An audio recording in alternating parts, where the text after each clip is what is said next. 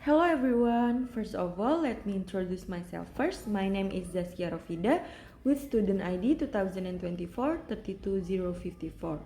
Today I will explain the steps of analyzing raw data, calculating statistical values, creating frequency intervals, and visualizing the data distribution using a graph. The first step is to calculate the maximum value, minimum value, total number of data points or count, and the range. Maximum is the highest value in the dataset, which is 87. Minimum is the lowest value in the dataset, which is 2. Count represents the total number of data points, which is 77. Range is calculated as range equals maximum min minus.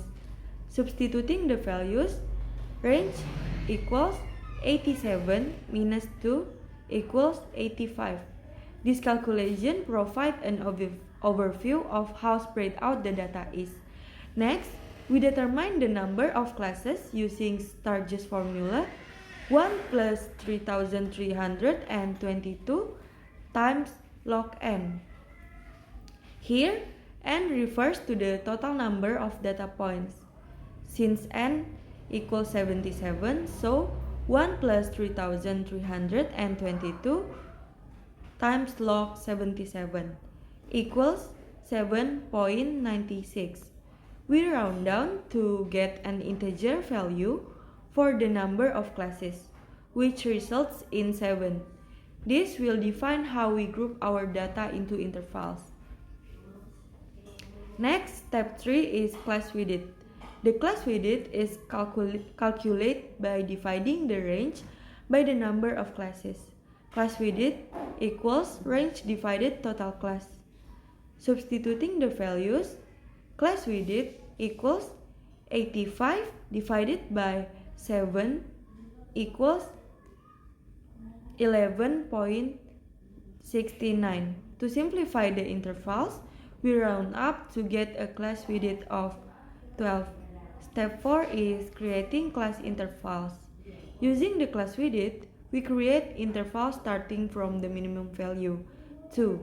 Each interval spans a width of 12. The resulting intervals are first interval 2 until 13, second interval 14 until 25, third interval 26 until 37, and so on until the last interval 74 until 85. To format these intervals neatly in Excel, we use the concatenate function to display them as 2 until 13, 14 until 25, etc. Step 5 is calculating frequencies. The frequency for each interval is calculated by counting how many data points fall within each range. The results are as follows. Interval 2 until 13 has a frequency of 7. Interval 14 until 25 has a frequency of 17. Interval 26 until 37 has a frequency of 9. Interval 38 until 49 has a frequency of 13. Interval 50 until 61 has a frequency of 9. Interval 62 until 73 has a frequency of 10. Interval 74 until 85 has a frequency of 7. This step helps us understand how data is distributed across different intervals. Step 6. Creating data with distribution graph.